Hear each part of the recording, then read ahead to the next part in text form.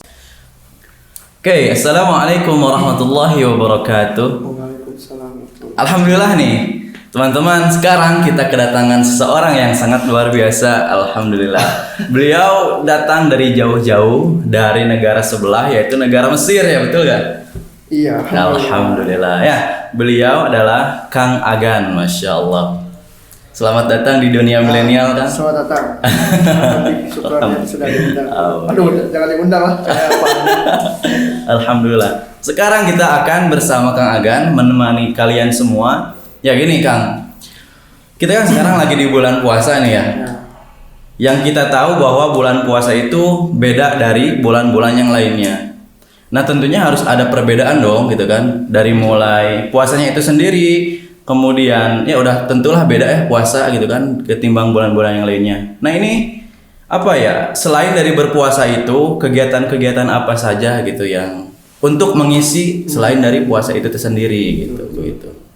Ya, terima kasih kepada dunia milenial ya. Millennial vibes. Millennial Five, disingkat Dumil ya. Dunia milenial. Seperti itu. Ya, terima kasih ya mungkin sudah mengajak. Ini bukan undang ya, seperti mungkin diskusi bareng lah ya. Betul, diskusi bareng. Tadi ya seperti disampaikan oleh Fikri ya. Fikri. Dan kegiatan yang mana ini layak atau misalkan istilahnya kalau kita di sini didawamkan atau agak mungkin ditekankan. Betul. Ya, diamalkan pada bulan Ramadan. Yang perlu jadi catatan sebenarnya bagi seorang muslim itu sebenarnya pada hakikatnya gitu ya, untuk seorang muslim ya menjaga ketakwaan dengan beramal sebenarnya di bulan apa saja ya gitu. Betul, bukan cuma mungkin di bulan Ramadan karena atmosfernya yang berbeda, betul, situasi yang berbeda, beramalnya harus lebih ditingkatkan lagi mungkin seperti itu. Karena kan kata Nabi Muhammad SAW dalam hadis riwayat At-Tirmidzi itu ittaqillaha haitsu ma kunta. Sebenarnya menjaga ketakwaan itu ya di mana saja kita berada gitu. Tidak terikat dengan mungkin hanya Ramadan saja dan setelah Ramadan balik lagi. Nauzubillah misalkan lagi, tidak seperti itu ya.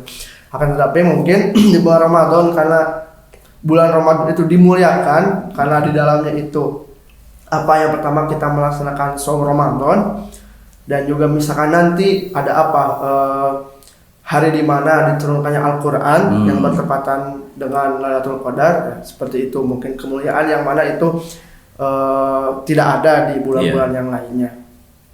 Mungkin yang pertama kita bisa dilihat di hadis yang diterima oleh sahabat Abu Hurairah ya. Mungkin bisa dilihat nanti di dalam kitab Sahihain atau Sahih Bukhari dan Sahih Muslim yang mana ini hadis qudsi. Dicatat di sana bahwasanya kullu amal ibni bani Adam lahu. Bahwasanya setiap amalan, perbuatan ibadah yang dilaksanakan oleh Bani Adam, ya kita manusia anak cucu Adam itu lahu, ya itu untuk kita, bagi kita sendiri. Artinya apa? Ada ganjaran yang ditetapkan oleh Allah pada kita.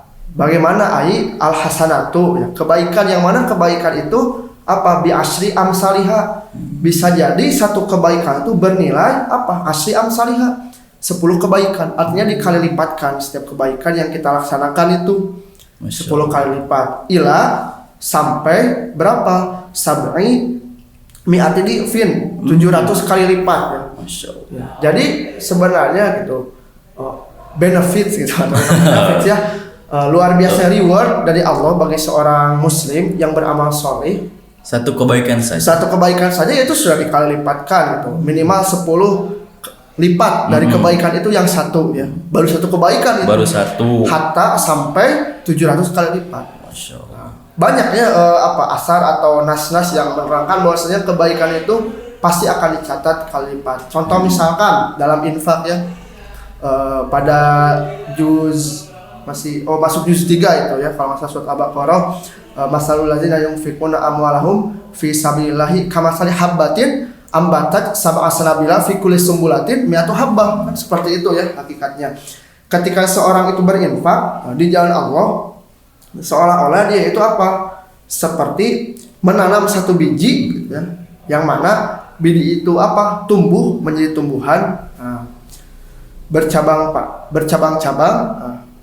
Di setiap cabang itu fikul sumbulatin mi'atu habbah, akan muncul lagi 100 habbah, 100 biji. Artinya ketika kita menanam satu kebaikan, beramal soleh, maka akan dilipat gandakan 100 kebaikan atau minimal 10 kebaikan yang lain.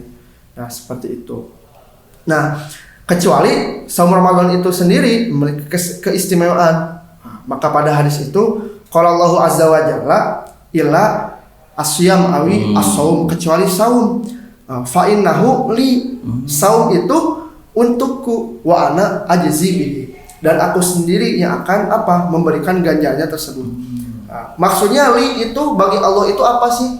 Nah itu. Artinya saum itu milik Allah apa? Ini menurut para ulama, salah satunya dicatat dalam kitab Lataiful Ma'arif karangan Ibnu Rajab Al-Hanbali, bahwasanya saum itu memiliki keistimewaan. Disadarkan langsung kepada Allah, milikku, bagiku. Artinya apa? Keistimewaan ganjaran saum itu al-ujroh, ganjarannya la tanhasiru, tidak terbatas. Artinya Allah sendiri memiliki hak prerogatif untuk melimpahkan ganjarannya tersebut, melipat gandakan untuk melaksanakan saum itu sendiri. Nah, itu baru saumnya saja, saum, sebagai kegiatan yang wajib. Yang wajib, belum kegiatan yang lain ya. Belum kegiatan yang lain. Pasti akan dilipat gandakan. Karena kenapa? Karena reward saum itu sendiri itu dari Allah Subhanahu wa taala. Dibalas langsung oleh Allah. Dibalas langsung oleh Allah Subhanahu wa taala. Kenapa? Nah, karena saum sendiri dijelaskan di hadis lain itu, seperti dalam riwayat At-Tirmizi, saum itu adalah nisfu as-sabri. Setengah dari amalan orang-orang sabar. Betul kan. Bagaimana kita tarkul akli wasyurbi wasyahwa, kita meninggalkan makan dan minum, dan juga menjauhi hal-hal yang mendorong hawa nafsu kita dalam merusak ibadah saum itu sendiri. Kan itu penjagaan yang butuh pada sifat sabar itu sendiri. Betul. Dan ganjaran sabar itu jannah kan. Dan tidaklah ganjaran orang-orang sabar itu adalah jannah gitu kan. Tidak terbatas sebagaimana disampaikan oleh Allah Subhanahu wa taala dalam Quran surat Az-Zumar. Mungkin seperti itu. Yang pertama, yang kita harus menjaga saumnya dulu itu. Agar kita juga terjaga pahalanya, kita juga merasakan manfaat saum itu, bukan hanya fisik sendiri, tapi psikis kita itu. Karena dengan saum itu kita benar-benar menjaga diri itu. Buktinya saum sendiri diistimewakan oleh Allah Subhanahu wa taala. Kemudian kan tadi kan saumnya itu wajib gitu kan. Iya. Adapun contoh nih, apa kegiatan-kegiatan selain dari saum itu sendiri gitu untuk mengisi gitu kan, biar ibadahnya kan tadi dilipat ganda. Baik. Mungkin kita bisa lihat yang dilakukan oleh Nabi Muhammad SAW. Yang pertama mungkin kegiatan yang senantiasa didawamkan atau mulazamah Rasulullah SAW. Yang pertama adalah tadarus Al-Quran.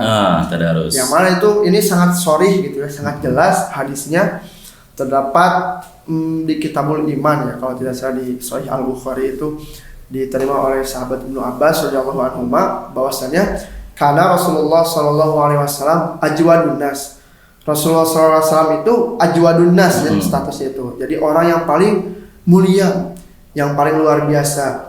Nah, dan kemuliaannya itu bertambah mayakunu fi syahri Ramadan, ketika bulan Ramadan, yang mana hina yalqahu Jibril, atau talaki bersama Jibril fayudarisu Al-Quran. Jadi apa itu talaki? Talaki itu jadi face to face jadi langsung baca tadarus Al-Quran bersama Jibril.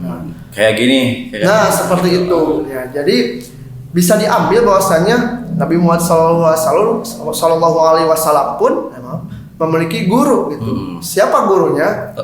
Malaikat Jibril. Dalam tadarus Al-Quran. Jadi tadarus Al-Quran itu pada bulan Ramadan fi kulli lailatin pada setiap malamnya Rasul menyetorkan kembali ayat Al-Quran yang telah beliau terima dari malaikat Jibril. Maka ditadaruskanlah, atau artinya tadarus itu Jadi mengkoreksi bacaannya, memurajaah lagi. Ya.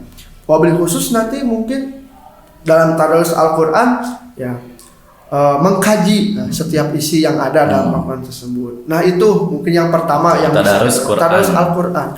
Bahkan, saking mulazamahnya dengan Al-Quran itu ditekankan pada bulan Ramadan berdasarkan nas tersebut.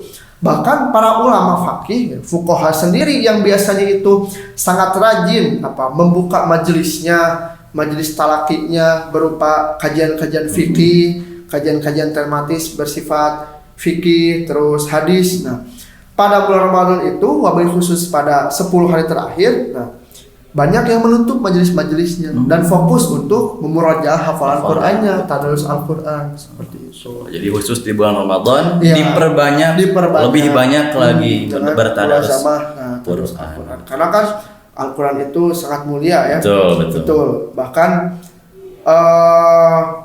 pahala atau ujroh atau ganjaran yang didapat pun luar biasa gitu kan. Satu huruf saja itu 10 kebaikan. Nah, kata Rasulullah, la aqulu alif lam mim harfan. Aku tidak berkata bahwasanya alif lam mim itu satu huruf maka menjadi 10 kebaikan, tapi alif harfun gitu kan, harfun, dan lam harfun wa mim harfun. Jadi alif itu huruf, lam itu huruf, mim itu huruf. Itu Masya Allah sudah 30 kebaikan. Belum di bulan Ramadan. Belum lagi di bulan Ramadan itu dikali lipat gandakan seperti itu. Bahkan di hadis lain kan disebutkan itu al-qari'ul Quran wa huwa mahirun ma safaratil kiramil bararah.